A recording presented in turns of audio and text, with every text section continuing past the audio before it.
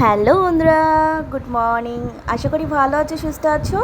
আমি তোমাদের Aparita. Radhe Radhe, good morning. তো আজকে সকাল সকাল উঠে পড়েছি, আর আজ হচ্ছে রবিবার। আজকে এত পরিমাণে গরম পড়েছে কি বলবো, আমার চোখ মুখের অবস্থা তো দেখতেই পাচ্ছ। রান্না করতে করতে পুরো ঘেমে স্নান হয়ে গেছে একদম।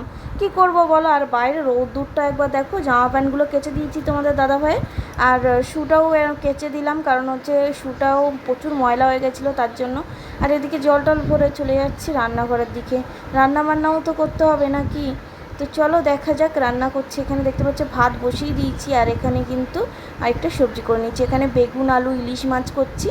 তো এই রেসিপিটা আজকে তোমাদের সাথে শেয়ার করব ভেবেছিলাম, কিন্তু শেয়ার করা হলো না। ভিডিওটা করতে করতে আমার ফোনে চার্জ শেষ হয়ে গেছিলো, তার জন্য ভিডিওটা করা হয়নি। এদিকে বিছানাটাও গুছিয়ে নিলাম সুন্দর করে। আর আজকে না প্রচুর কষ্ট হয়ে যাচ্ছে, কারণ প্রচুর পরিশ্রম হয়ে যাচ্ছে, তার জন্য। এখানে তোমাদের দাদাভাইয়ের জন্য করে নিয়েছিলাম ম্যাগি, কারণ ও বলছিল আমি সকালে আর ভাত টাত খাবো না, তুমি একটু ম্যাগি করে দাও, তাই ওর জন্য একটু ম্যাগি করে দিয়েছিলাম।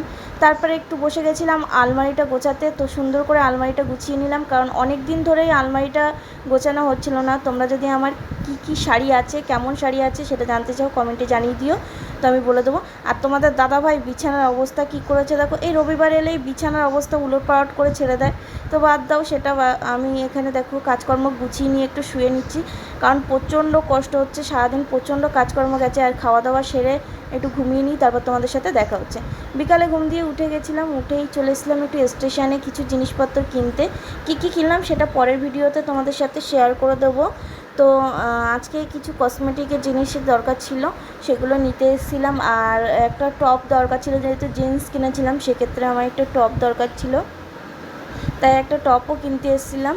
তো এখানে কি কেনাকাটা করি, তারপর তোমাদের সাথে দেখা হচ্ছে। তারপর আমার সাথে সেই দিদিটা এসেছিলো, যে দিদিটা পাশের বাড়ি দিদিটা আমার সাথে প্রায় টাইম কথা বলতে আসে, ও এসেছিলো। ওর একটু চাল নেওয়ার দরকার ছিল, তাই ও চাল কিনে আমরা দুজন মিলে একসাথে বেরিয়ে যাচ্ছি এবার।